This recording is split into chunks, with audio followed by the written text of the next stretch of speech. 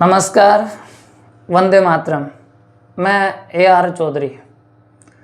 राजस्थान माध्यमिक शिक्षा बोर्ड अजमेर कक्षा 12 का परीक्षा परिणाम घोषित हो चुका है और परीक्षा परिणाम के बाद आज हम थोड़ी सी परीक्षा परिणाम का विश्लेषण करेंगे और इसके साथ साथ मैं विद्यार्थियों के साथ और उनके अभिभावकों के साथ कुछ जो बिंदु मैंने डाल रखे हैं परीक्षा परिणाम का विश्लेषण करेंगे, जिसमें हम ये जानेंगे कि हम में जो कमियां रही है वो कहाँ रही है और किन बातों पर हमको सुधार पर ध्यान देना चाहिए, जिनको हम नेक्स्ट क्लासों में अप्लाई करेंगे। पूरे परीक्षा परिणाम का विश्लेषण करेंगे और इसके साथ उन विद्यार्थियों को भी याद करेंगे जिन्होंने बहुत ही अच्छे अंक हासिल किए हैं। और इसके साथ हम इस विषय पर चर्चा करेंगे कि 12वीं क्लास पूर्ण होने के बाद, क्योंकि विद्यार्थी की वास्तविक जो परीक्षा है वो 12वीं के बाद शुरू होती है। अभी तक वो एक तरीके से शिक्षकों और अभिभावकों के पूर्ण नियंत्रण के अंदर अध्ययन कर रहा था, लेकिन इसके बाद उनके जीवन की वास्तविक परीक्षाएं शुरू हो जाती है। तो 12वीं के बाद विद्यार्थी क्या करे, इस पर चर्चा करेंगे। और इसके साथ अभिभावकों को मैं विशेष तौर से, क्योंकि जिन विद्यार्थियों ने अच्छे अंक हासिल किए हैं या अपना स्थान बनाया, उन विद्यार्थियों के पीछे अभिभावकों की बहुत अच्छी भूमिका रही है, ये मेरा अनुभव कहता है। तो अभिभावकों के लिए भी मैं कुछ संदेश दूंगा और विद्यार्थियों और अभिभावकों की कुछ जिम्मेदारियां हैं, वो जिम्मेदारियां आपने स्वीकार करें, इसके बारे में मैं चर्चा करूंगा। तो आइए सबसे पहले हम चर्चा करते हैं परीक्षा परिणाम।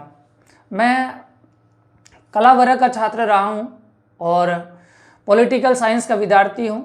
मैं विशेष पॉलिटिकल साइंस पर ही चर्चा करूंगा और इसके साथ मैं चर्चा करूंगा कि जिन विद्यार्थियों ने जो स्थान बनाया है और जिन विद्यार्थियों ने जो अंक हासिल किए हैं उनको मैं शुभकामनाएं और बधाई प्रेषित करना चाहता हूं।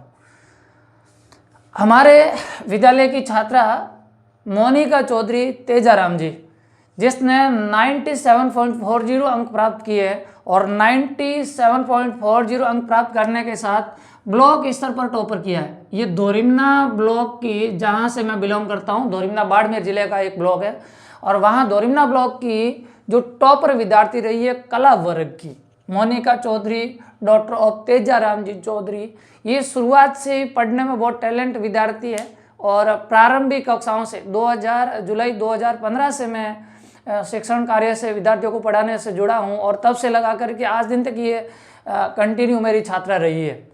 पढ़ाई में बहुत ही टैलेंट बच्ची है, शांत रहने वाली बच्ची है। अक्सर मैंने ये चीज़ें देखी हैं कि जो विद्यार्थी शांत रहते हैं, बहुत ज़्यादा बातें नहीं करते, बहुत ज़्यादा अदर एक्टिविटीज़ में भाग नहीं लेते हैं, वो विद्यार्थी अक्सर पढ़ाई में टैलेंट होते हैं। तो इस तरीके की बच्ची रही है।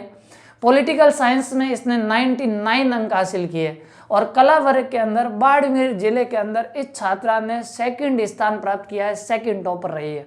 मोनिका चौधरी को और इनके परिवार को मेरी तरफ से और एग्जाम विजन की तरफ से ढेर सारी शुभकामनाएं और उज्जवल भविष्य की बधाइयाँ। उज्जवल भविष्य आपका अच्छा हो। सेकंड स्थान प्राप्त किया है रितु चौधरी बांकाराम जी ने, जिसने 96.40 अंक प्राप्त किए और पॉलिटिकल साइंस में 97 अंक प्राप्त किए हैं। ये ब्लॉक स्तर पर कला वर्ग में सेकंड टॉपर रही है। ये आपस में दोनों बहनें हैं। रितु ताऊ जी की लड़की है और मोनिका उनके अंकल जी की लड़की। ये आपस में बहनें हैं, दोनों चचेरी बहनें हैं। रितु भी पढ़ाई में बहुत अच्छी छात्रा रही है। हालांकि ये दोनों बहनें होने के साथ साथ अपने एक दूसरे के साथ रहती है, आपस में दोनों एक अच्छी मित्र भी है। इससे ये चीज़ और पता चलती है कि जो विद्यार्थी आपस में जो ग्रुप बनता है, अगर वो ग्रुप टैलेंट बच्चों का है तो उसमें एजुकेशन को लेकर के, पढ़ाई को लेकर के कंपटीशन होता है और इन दोनों बच्चों के मध्य पढ़ाई को लेकर बहुत अच्छा कंपटीशन रहा है लगातार। जहाँ से मैं इनको पढ़ा रहा हूँ वहीं से ये दोनों एक दूसरे के कंपटीशन में रही है। तो रितु को और इनके संपूर्ण परिवार को भी ढेर सारी शुभकामनाएं। रितु ने पॉलिटिकल साइंस में 97 अंक हासिल किए। एक शिक्षक के लिए सबसे ज़्यादा खुशी की बात उस समय होती है जब उनका पढ़ाया हुआ विद्यार्थी बहुत अच्छी परफॉर्मेंस देता है या उनके पढ़ाए हुआ विद्यार्थी जब सेलेक्ट हो जाता है। पिछली बार हमारे साथी बहरू राम जी के पढ़ाए हुए विद्यार्थी जो IAS टॉपर बने, IAS बने, तो बहुत ही अच्छी खुशी महसूस हुई थी कि हमारे पढ़े हुए विद्यार्थी जब सक्सेस होते हैं। हमारे लिए सबसे ज़्यादा खुशी का पल होता है कि विद्यार्थी की परफॉर्मेंस अच्छी हो। तीसरा स्थान प्राप्त किया है हमारे विद्यालय में हिना चौधरी, हिना अशोक कुमार जी 95.60 अंक के साथ। हिना के पिताजी अशोक कुमार जी हिंदी से सेकंड ग्रेड है, और इनके दादा श्री मूलाराम जी सेमर जो लोहारवास से बिलोंग करते हैं वो भी शिक्षक रहे हैं। हिना पढ़ाई में शुरुआत में बहुत अच्छी टैलेंटेड विद्यार्थी रही है। हिना को और उनके संपूर्ण परिवार को भी ढेर सारी शुभकामनाएं। चौथा स्थान प्राप्त किया है सुमित्रा ढाका, कमलेश जी ढाका।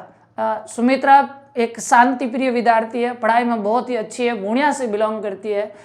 थोड़ी सी विकट परिस्थितियाँ रही, ये बच्ची बहुत अच्छा परफॉर्मेंस कर सकती थी, लेकिन अचानक बीच में इनके पिताजी का देहांत हो गया और जिस वजह से ये पढ़ाई में काफ़ी डिस्टर्ब रही। लेकिन इस बच्चे ने फिर भी बहुत अच्छे अंक हासिल किए हैं, पॉलिटिकल साइंस में 93 अंक हासिल किए हैं।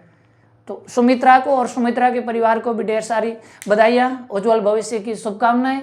और 5वां स्थान प्राप्त किया है नीरज भजनलाल जी ढाका, ये चोटन से आता है विद्यार्थी, और ये विद्यार्थी पढ़ाई में बहुत टैलेंटेड विद्यार्थी है। हालांकि थोड़ा जो विद्यार्थी है ये वो कह सकते हैं कि भावुक विद्यार्थी है, कई बार ये भावनाओं में खो जाता है, थोड़ा उतार चढ़ाव भरा रहा है इसका सफ़र।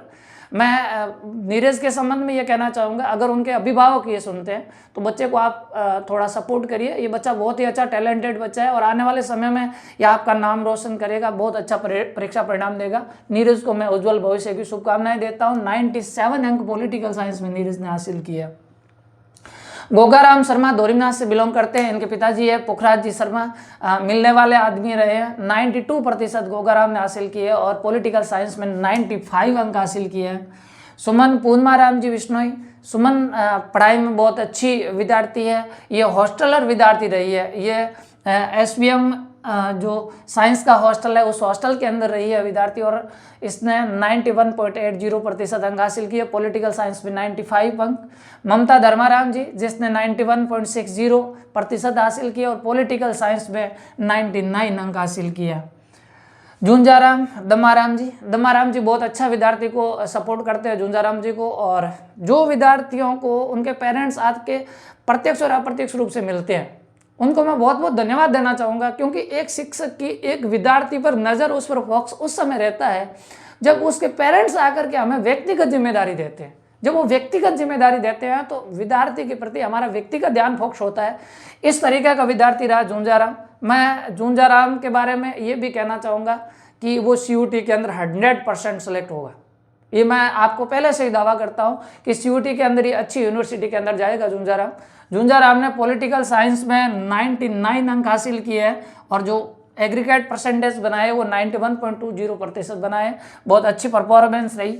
ओम प्रकाश देराज राम जी जिसने 90.60% और पॉलिटिकल साइंस में 90 अंक हासिल किए, और मोहनी पूर्णमा राम जी जिसने 90% बनाए और पॉलिटिकल साइंस में 92 अंक हासिल किए हैं। इन सभी विद्यार्थियों को ढेर सारी शुभकामनाएं जो 90+ है।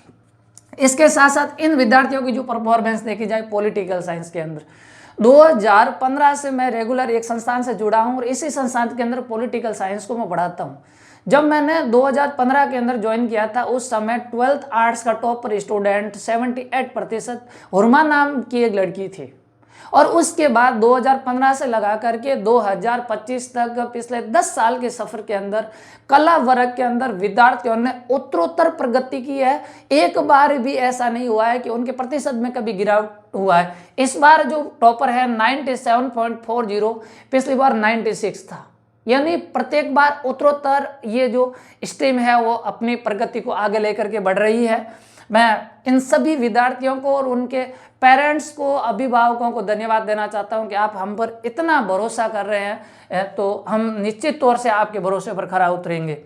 अशोक जोगाराम जी ये वो विद्यार्थी है जिन्होंने 90+ हासिल किए है। हालांकि पिछली बार जो पिछले सत्र का जो परीक्षा परिणाम था उसके अंदर 95+ विद्यार्थियों की संख्या 43 थी, इस बार 36 है। पिछली बार यह संख्या 43 थी, संख्या में थोड़ी सी कमी आई है, लेकिन फिर भी बहुत अच्छा।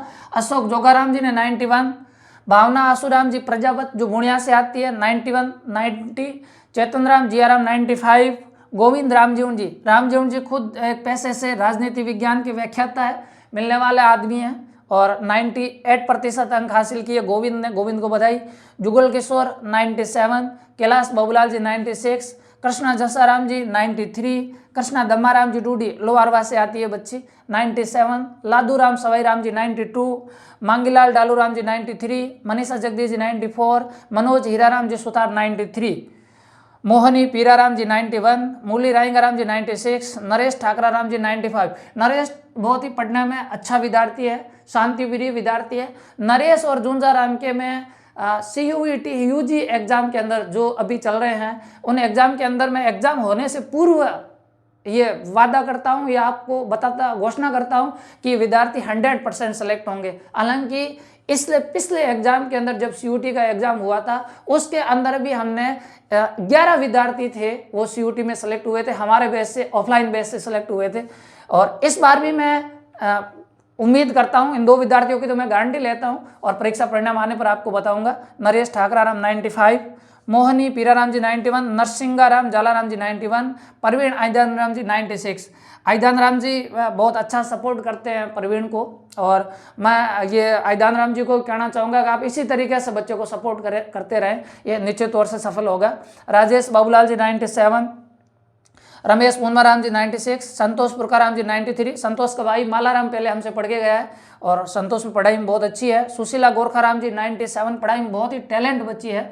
और वर्षा गणपतराम जी 92, विष्णाराम केसराराम जी 90 और विष्णाराम रामचंद्र जी रायचंद्र राम जी 95। ये वो प्रतिभाएं हैं जिन्होंने 90+ अंक हासिल किए हैं। इन सभी प्रतिभाओं को मेरी ओर से ढेर सारी बधाइयाँ और उज्जवल भविष्य की शुभकामनाएं। ये एक तरीके से हमारा कला वर्ग का परीक्षा परिणाम था। मेरे लिए बहुत ही अच्छी खुशी की बात थी कि विद्यार्थियों ने इतनी अच्छी मेहनत की सभी विषयों के अंदर। हालांकि एग्रीगेट परसेंटेज तब बनते हैं जब सभी विषयों का, हमारी पूरी जो शानदार टीम थी उस पूरी टीम को ढेर सारी बधाई और शुभकामनाएं, जिनकी मेहनत के परिणाम स्वरूप ये मुकाम इन विद्यार्थियों ने हासिल किया है।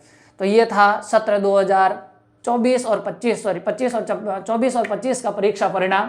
अब परीक्षा परिणाम के बाद हम कुछ विषयों पर आगे बढ़ते हैं जहां पर हम चर्चा करनी चाहिए।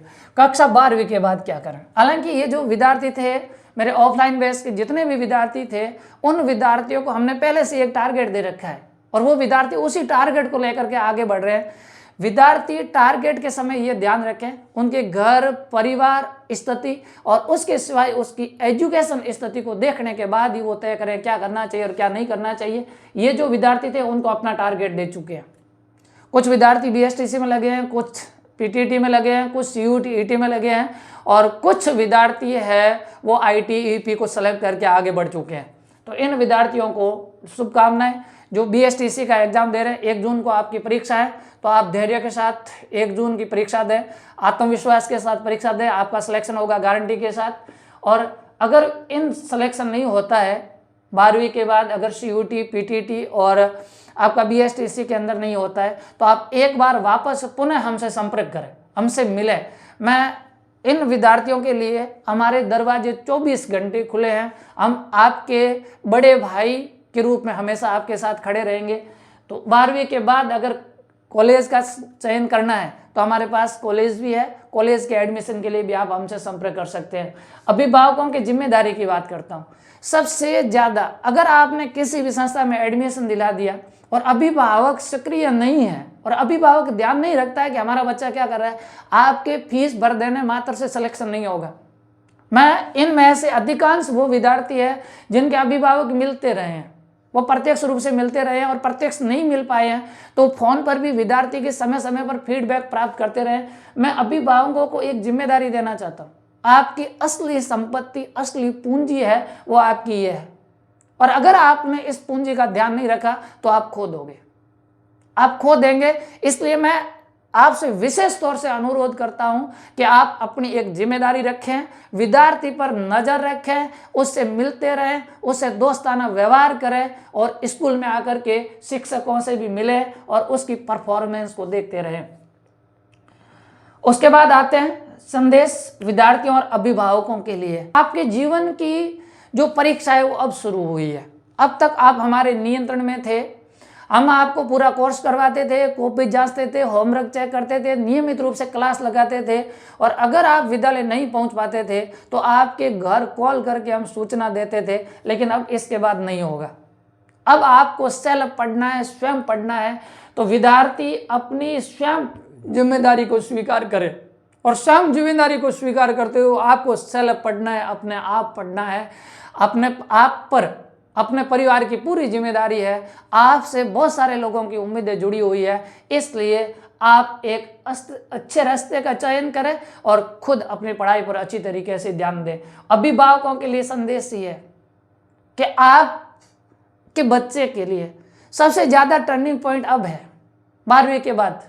अगर आपका बच्चा अब रास्ता भटक गया तो फिर कोई नहीं रोक सकता। इसलिए आप ध्यान रखें, विद्यार्थी के व्यवहार पर ध्यान रखें। आपका बच्चा आपके साथ किस तरीके से बात कर रहा है, आपके बच्चे का पहनावा कैसा है, आपके बच्चे की भाषा कैसी है, आपके बच्चे का खान पान कैसा है, बोलचाल कैसी है, ये सारी चीज़ें, इस पर आप नज़र रखें ताकि आपका विद्यार्थी भटके नहीं। मैं सभी विद्यार्थियों और अभिभावकों को धन्यवाद देता हूँ कि आपने हम पर भरोसा किया।